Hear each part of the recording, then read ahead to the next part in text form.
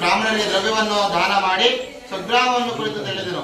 ಸ್ವಲ್ಪ ದೂರ ಹೋಗುವಷ್ಟರಲ್ಲಿ ಸತ್ಯನಾರಾಯಣ ಸ್ವಾಮಿಯವರು ಸನ್ಯಾಸಿ ವೇಷಧಾರಿಯಾಗಿ ಬಂದು, ಇದೇ ವರ್ತಕನೇ, ನಿನ್ನ ಹಡಗಿನಲ್ಲಿ ಇರುವುದು ಏನು ಎಂದು ಕೇಳಿದ ನನಗ ಮತಾಂತರಾದ ವರ್ತಕರು ಹೀಯಾಳಿಸುವುದೆಂದರೋ ಹಾಸ್ಯದಿಂದಲೋ, ಇದೇ ಸನ್ಯಾಸಿ, ನೀನು ಏಕಕ್ಕೆ ಕೇಳುತ್ತಿರುವೆ?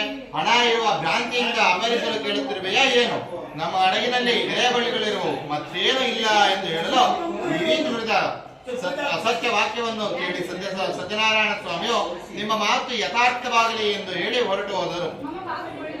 ವರ್ತಕರು ಸ್ವಲ್ಪ ದೂರ ಪ್ರಯಾಣ ಮಾಡಿ ಸಮುದ್ರದ ದಡದಲ್ಲಿ ಸೇರಿದ ಮೇಲೆ ನಿತ್ಯ ಕರ್ಮಗಳನ್ನು ಮುಗಿಸಿಕೊಂಡು ಪುನಃ ಹಡಗನ್ನು ಹತ್ತಿದಾಗ ಅದರಲ್ಲಿ ಎರೆಬಳಿಗಳನ್ನು ಕಂಡು ವರ್ತಕರು ದುಃಖದಿಂದ ಹಾಗೆ ಮೂರ್ಛೆ ಹೋದರು.